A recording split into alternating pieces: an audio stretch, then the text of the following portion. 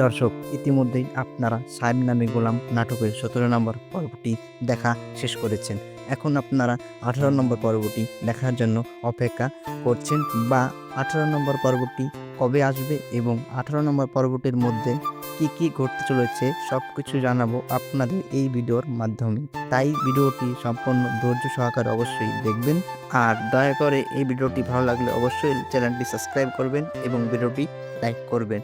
কারণ এ ধরনের নতুন আপডেট আমি প্রতিনিয়ত আপনাদের দিয়ে থাকি বা দিয়ে থাকবো। চলুন তাহলে আজকে ভিডিওটি শুরু করা যাক। দর্শক, আপনারা ১৭ নম্বর পর্বতে দেখতে পেয়েছেন মজিদ জেল থেকে ছাড়া পেয়েছে এবং পুলিশ পিন্টু ও মজিদ মিলে চেয়ারম্যানকে ফাঁসিয়েছে এবং তার নামে মামলা হয়েছে এবং তাকে কোর্টে হাজির করা হয়েছে এবং মহিলা পুলিশ দিয়ে চেয়ারম্যান বা সাবিয়াকে মামলার বিরুদ্ধে তদন্ত করার অনুমতি দিয়েছে কোর্ট। এই সব কিছু দেখেছেন আপনারা গোলাম নামে সাহেব নাটকের ১৭ নম্বর পর্বে।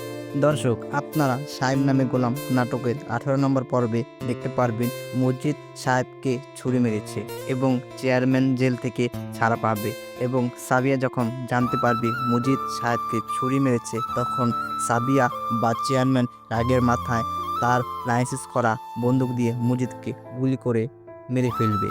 দর্শক, আপনারা কে সাহেব নামে গোলাম নাটকের ১৭ নম্বর পর্বটি দেখেছেন এবং কেমন লেগেছে আপনাদের, এবং আপনারা কি প্রতিনিয়ত সাহেব নামে গোলাম নাটকের প্রত্যেকটি এপিসোড বা পর্ব দেখে থাকেন? যদি দেখে থাকেন তাহলে অবশ্যই কমেন্ট বক্সে জানাবেন।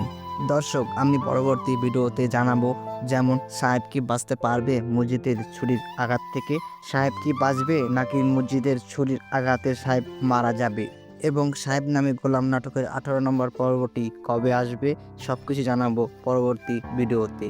তাই দয়া করে আমাদের এই চ্যানেলটি সাবস্ক্রাইব করে রাখবেন, কারণ ভিডিও আপলোড করা মাত্রই যেন আপনাদের কাছে সরাসরি পৌঁছে যেতে পারে এবং আপনি খুব দ্রুতই সেই ভিডিওটি দেখতে পারেন বা জানা অজানা তথ্য আপনারা জানতে পারেন। তার জন্য বলা হচ্ছে আপনারা অবশ্যই চ্যানেলটি সাবস্ক্রাইব করে রাখবেন এবং দয়া করে ভিডিওটি লাইক করে দিবেন। চলুন আজকে ভিডিওটি এ পর্যন্তই।